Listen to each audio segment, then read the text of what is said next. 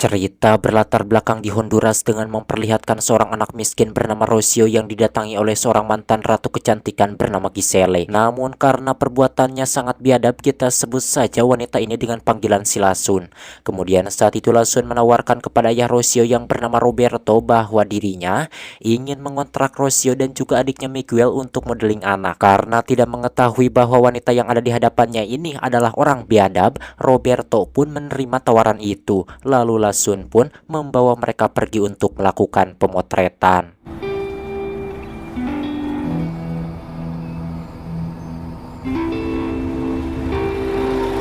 Sesampainya di apartemen kosong, Roberto tidak diperbolehkan masuk dan disuruh menjemputnya jam 7 malam. Saat kedua anak itu masuk di sana, mereka pun bertemu dengan anak-anak lain yang sudah dikumpulkan oleh Lasun. Setelah Roberto pergi, Lasun pun melakukan pemotretan dengan tujuan agar anak-anak ini percaya bahwa mereka akan dijadikan model.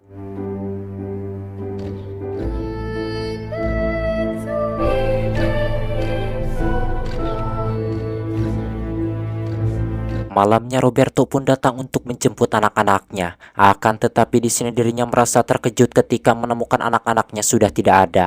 Tentunya kenyataan itu membuat Roberto sadar bahwa anaknya diculik untuk dijadikan budak pengempludan. Sementara di Calexico, California, tim Balar dan temannya Chris yang merupakan agen khusus investigasi keamanan dalam negeri, terlihat kala itu mereka menangkap penjahat yang suka mendistribusikan foto anak.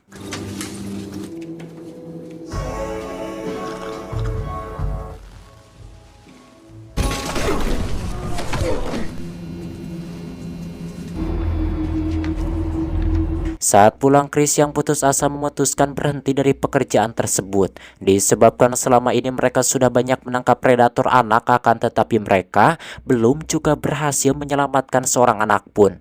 Tim menjawab alasan mereka tidak berhasil menyelamatkan anak-anak itu, kemungkinan anak-anak itu dibawa ke negara lain.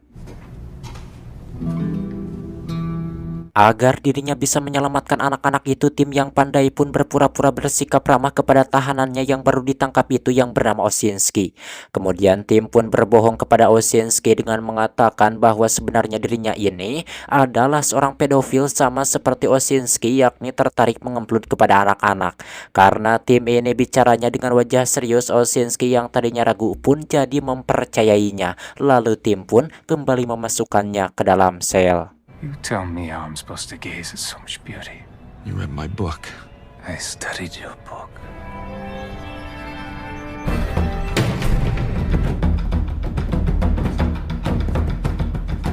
1 minggu setelah melakukan pendekatan, tim pun berpura-pura membebaskan Osinski. Setiba di rumahnya, tim pun meminta kepada Osinski agar mencarikan seorang anak untuk memenuhi hasratnya. Karena sudah percaya bahwa tim ini pedofil sama seperti dirinya, Osinski pun mencarikan anak itu untuk tim. Sesudah mendapatkannya di sini, Osinski pun memberikan foto anak itu kepada tim yang kebetulan dia adalah Miguel, anaknya Roberto yang diculik oleh si Lasun. Disebabkan sekarang tinggal bertemu dengan anak itu, tim pun kembali memasukkan Osinski ke dalam penjara. You're under arrest for crimes against children.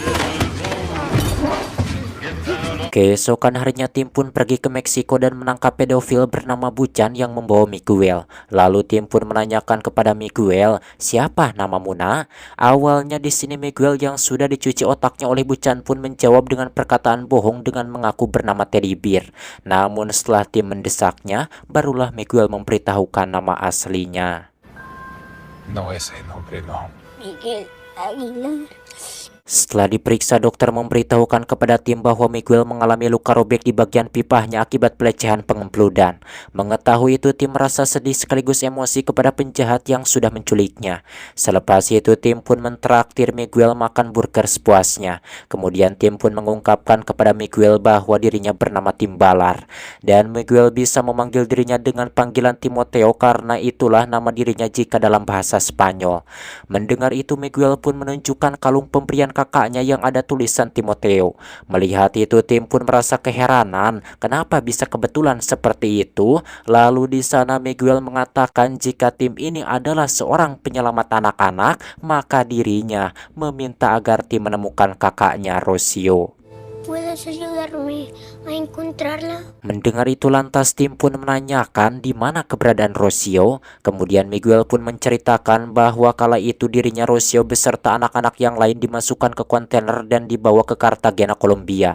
Sesampainya di sana kakaknya yang merasa sudah tidak enak pun memberikan kalung itu kepada dirinya dan Rocio meminta agar dirinya menjaga kalung itu jangan sampai hilang.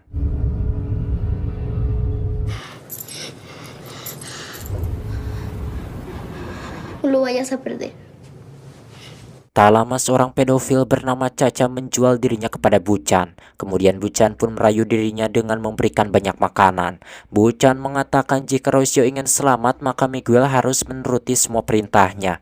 Karena kakaknya takut dibunuh, Miguel yang polos pun berjanji bahwa dirinya akan menuruti semua perintah Bucan. Lalu kala itu dirinya pun dibawa ke Meksiko dan disewakan kepada tante-tante yang nakal.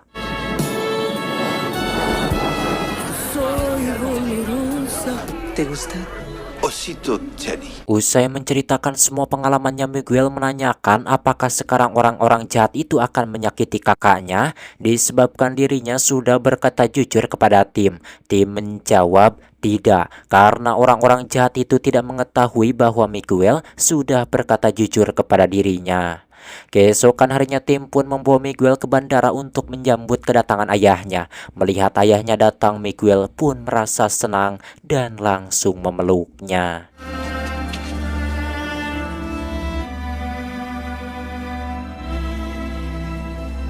Dengan perasaan sedih lalu di sana Roberto pun meminta kepada tim agar berusaha menemukan Rocio. Sebelum pergi, Miguel pun memberikan kalung itu kepada tim, kemudian memeluknya sebagai ucapan terima kasih. Hola, por favor.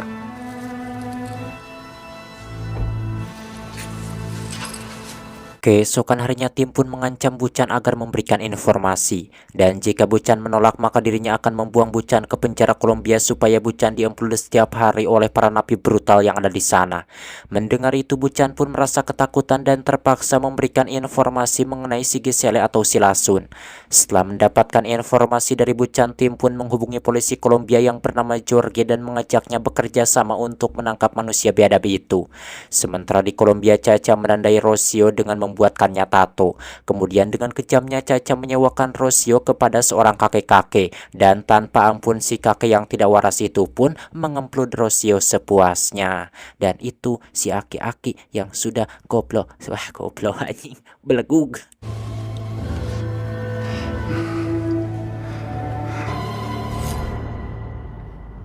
Kembali ke tim, terlihat saat itu dirinya meminta izin kepada atasannya yang bernama Frost bahwa dirinya akan pergi ke Kolombia untuk menyelamatkan seorang anak bernama Rocio. Mendengar itu awalnya Frost tidak mengizinkannya sebab mereka ini hanya keamanan dalam negeri dan belum ada undang-undang di negaranya yang memperbolehkan untuk bekerja sama dengan negara asing dalam penyelidikan perdagangan budak. Akan tetapi tim yang merasa kasihan kepada Roberto, dirinya tetap memaksa untuk pergi ke Kolombia. Hingga akhirnya Frost pun mengizinkannya dengan memalsukan kepergian tim, yang mana tim akan pergi ke Kolombia untuk ikut pelatihan. Padahal sebenarnya untuk mencari keberadaan Rocio. Setelah pamit kepada istrinya, tim pun pergi ke Kolombia. Setibanya di sana tim pun disambut oleh Jorge dan dibawa ke suatu tempat untuk dipertemukan dengan seseorang.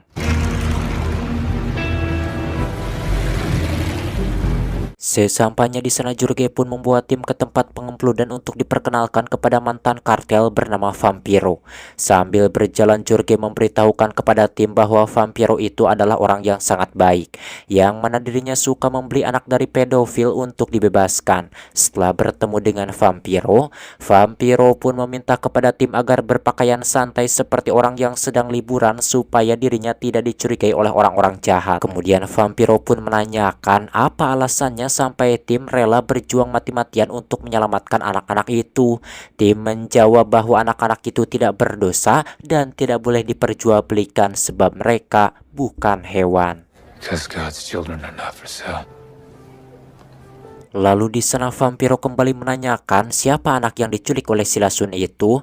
Tim menjawab bahwa dia bernama Rocio, orang Honduras. Vampiro memberitahukan bahwa dirinya kenal dengan si Lasun, yang mana si Lasun ini orangnya benar-benar pandai menipu, sehingga banyak sekali anak-anak yang tertipu olehnya.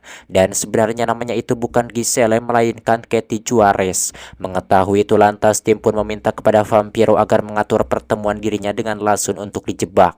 Vampiro mengatakan bahwa itu tidak mudah sebab si Lasun itu orangnya sangat hati-hati.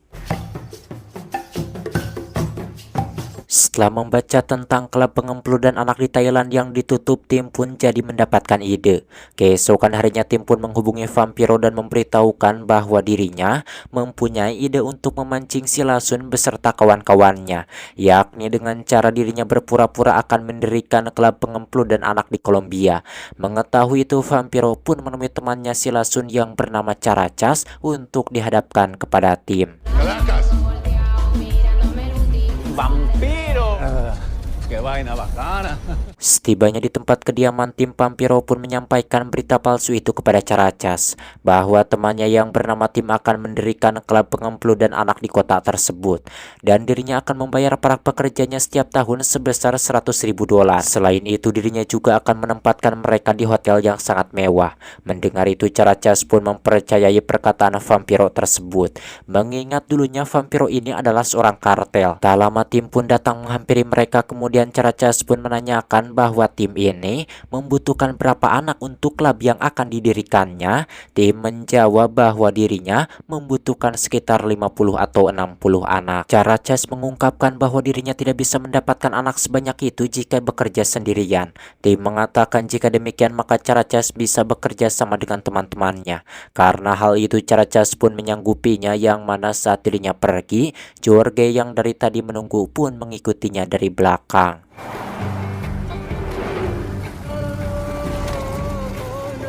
Ketika Caracas bertemu dengan temannya yakni si Lasun dan Caca, di sini Jorge pun memotretnya untuk bukti. Di sisi lain kala itu tim dirinya menghubungi atasannya dan meminta tambahan dana, akan tetapi Frost tidak memberikannya, disebabkan dirinya sudah mengeluarkan biaya sebanyak $1 juta. Namun tim belum juga berhasil menemukan Rocio dan juga Lasun yang menculiknya. Kemudian Frost pun menyuruh tim agar pulang dan jangan lagi mencari Rocio. Karena Frost tidak mau memberikan dana lagi, akhirnya tim pun mengundurkan diri dan memutuskan akan tetap mencari Rocio. Menerima kenyataan itu, Frost pun melarangnya disebabkan 10 bulan lagi dana pensiunan tim akan disetujui. Kemudian saat itu tim pun menemui seorang pengusaha kaya raya bernama Pablo yang dulu pernah bekerja sama dengan dirinya. Dan tim pun meminta bantuan kepada Pablo agar mendanai dirinya untuk memerdekakan 50 orang anak yang diperjualbelikan oleh si Lasun beserta kawan-kawannya. Akan tetapi naasnya kali ini Pablo tidak bisa membantunya, membuat tim benar-benar merasa kecewa.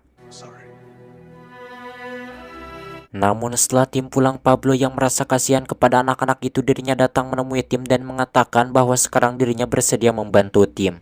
Tentunya hal itu membuat tim merasa bahagia, lalu mereka pun pergi ke Bogota. Setelah Pablo menandatangani semuanya, mereka pun menemui Caracas dan malamnya Caracas pun membawa Lasun menemui mereka di sebuah hotel. It's gonna make your dreams come true, Pablo. Kemudian di sana tim pun mengatakan kepada Lasun bahwa dirinya membutuhkan 50 orang anak, yang mana sebagai bayarannya dirinya dan Pablo akan memberikan sebuah pulau yang sangat indah beserta uang $100.000. Mendengar itu dengan senang hati Lasun pun menerima tawaran tersebut, lalu mereka pun bersulang minum tuak.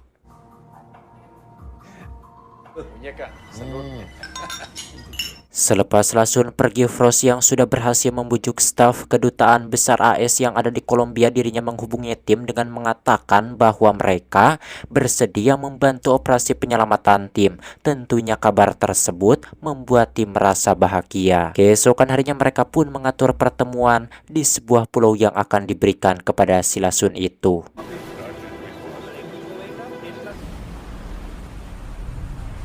Tak lama Lasun beserta kawan-kawannya pun datang dengan membawa anak-anak pesanan mereka. Kemudian di sana Lasun pun memperkenalkan seorang temannya bernama Don King kepada mereka. Setelah menyerahkan uangnya, mereka pun pesta minum tuak. Ketika sedang minum di sini, Don King yang merupakan pedofil dirinya mendekati seorang anak berkulit hitam bernama Ari. Karena merasa tidak enak, tim pun langsung menghubungi Jorge dan meminta saat nanti penyergapan, Jorge harus memisahkan si Don King dari yang lain dan jangan mempergolnya, sebab dirinya akan menghajarnya habis-habisan. Tatkala Don King hendak membawa Ari untuk diemplot di sini, tim yang tidak tega pun menghalanginya. Tentunya hal itu membuat Don King emosi hingga anak buahnya yang bernama Rodi pun menodongkan beceng kepada tim. Melihat itu, Vampiro pun menyuruh tim agar berpura-pura mengalah. Sebab jika tim melawan mereka rugi karena 20 orang anak laki belum datang.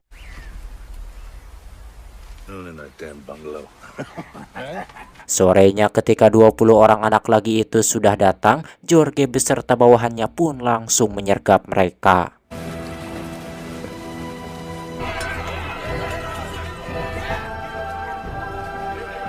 Lantas di sana tim pun mengatakan kepada Lasun bahwa pastinya Don King menjebak mereka. Melihat Don King yang dipisahkan dan tidak diborgol di sini, Lasun pun mempercayainya bahwa Don King berkhianat. Sesudah Lasun beserta teman-temannya dibawa, Jorge memberitahukan kepada tim bahwa anak-anak itu semuanya ada 54 orang. Mendengar itu, tim sadar rupanya Lasun memberikan bonus 4 anak kepada dirinya dan Pablo. Lalu tim pun menanyakan kepada Jorge apakah di antara mereka ada yang bernama Rocio orang Honduras. Jorge menjawab tidak. Mengetahui itu, tim pun merasa sedikit kecewa. Di sisi lain dirinya juga merasa senang karena sudah menyelamatkan 54 orang anak dari tangan manusia biadab. That's the sound of freedom. Disebabkan Rocio tidak ada, Jorge pun menginterogasi Caca dengan memperlihatkan foto Don King yang bebek belur.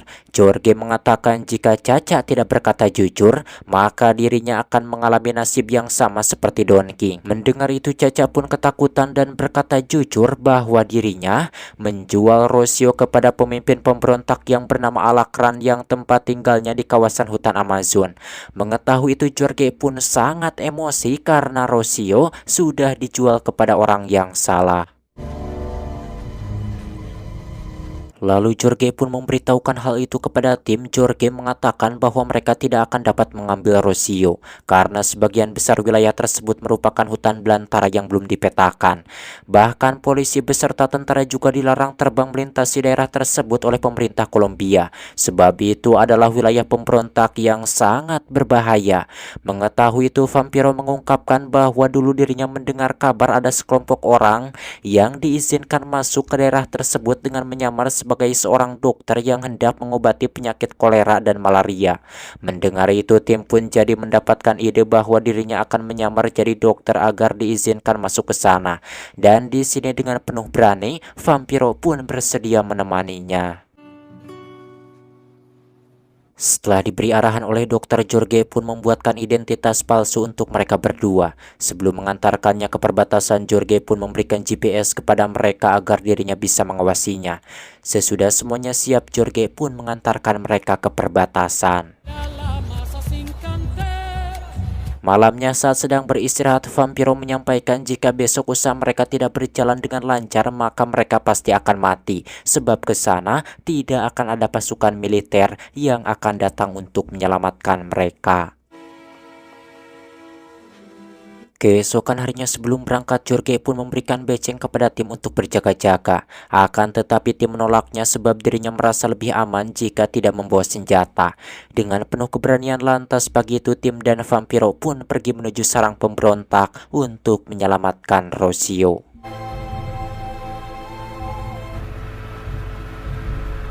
Akan tetapi belum juga mereka sampai, tiba-tiba anak buah Alacran menembakinya dan menyergap mereka. Vampiro mengatakan bahwa mereka berdua bukanlah pihak militer melainkan dokter dari PBB yang mau mengobati penyakit. Setelah diperiksa, ternyata yang dibawa mereka hanyalah vaksin. Lantas orang pemberontak yang bernama Godek pun menghubungi Alacran. Sesudah dihubungi, Alacran hanya memperbolehkan salah seorang dari mereka yang masuk ke wilayahnya. Karena hal itu akhirnya tim pun memutuskan bahwa dirinya lah yang akan ikut bersama mereka.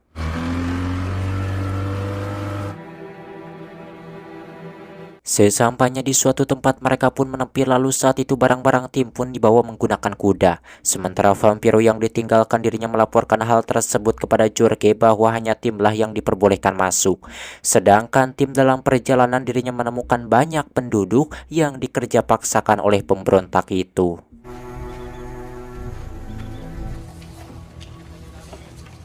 Setibanya di markas, tim pun dihadapkan ke pemimpin mereka yaitu Alacran. Kemudian tim pun menunjukkan surat palsu kepada Alacran bahwa warga Leticia dan San Gil terkena penyakit kolera. Karena hal itu sekarang dirinya berniat mau memeriksa semua penduduk yang ada di sana. Barangkali di antara mereka ada yang terkena penyakit tersebut. Disebabkan tim pandai berbicara, akhirnya Alacran pun mengizinkannya, lalu saat itu tim pun berjalan mencari keberadaan Rocio.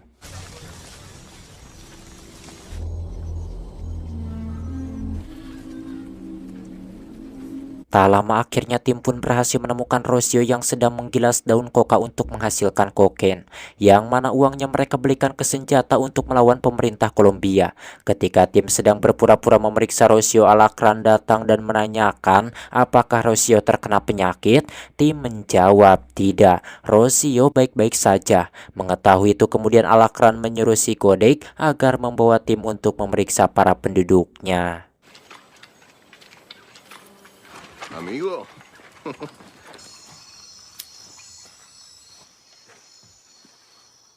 Malamnya tatkala Alacran beserta anak buahnya sedang asik mabuk tuak sambil bernyanyi tidak para ruku, tim menyelinap masuk ke tempat tidur Rocio. Lantas saat itu tim pun membangunkannya. Di sisi lain Alacran yang sudah puas minum dirinya berniat mau menghampiri Rocio untuk mengemplunnya.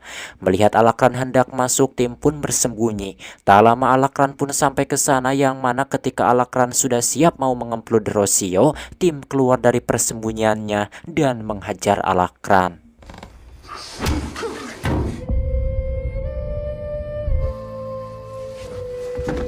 Selepas membunuh pemimpin pemberontak itu, tim pun membawa Rocio pergi meninggalkan tempat tersebut dengan kukurusukan melewati hutan. Di sisi lain anak buahnya yang merasa curiga dirinya masuk ke tempat itu, dan di sini dirinya merasa terkejut ketika menemukan pimpinannya sudah mati. Lalu dirinya pun menghubungi temannya yang berjaga di tepi sungai, dan ketika si penjaga itu hendak memeriksa ke sungai, dirinya merasa emosi tatkala menemukan tim sudah kabur dengan mencuri perahu mereka. Sesampainya di perbatasan, vampiro pun menyambut kedatangan tim, kemudian mereka pun bergegas pergi meninggalkan tempat tersebut hingga akhirnya mereka pun selamat.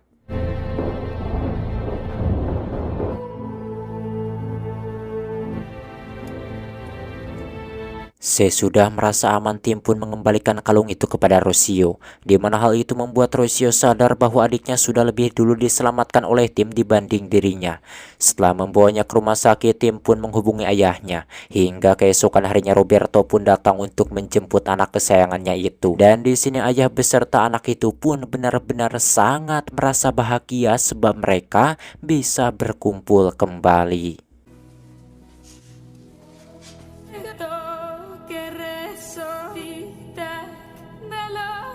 Di akhir cerita kita diperlihatkan dengan timbalar yang asli, yang mana setelah berhasil menyelamatkan Rocio, beliau tidak langsung pulang ke Amerika dan terus bekerja sama dengan Jorge untuk mengejar pedofil lain yang terlewatkan saat penggerebekan di pulau itu. Dan saat dia meninggalkan Kolombia, beliau beserta Jorge telah menyelamatkan lebih dari 120 orang anak dan juga sudah berhasil menangkap lebih dari 12 orang penjual anak.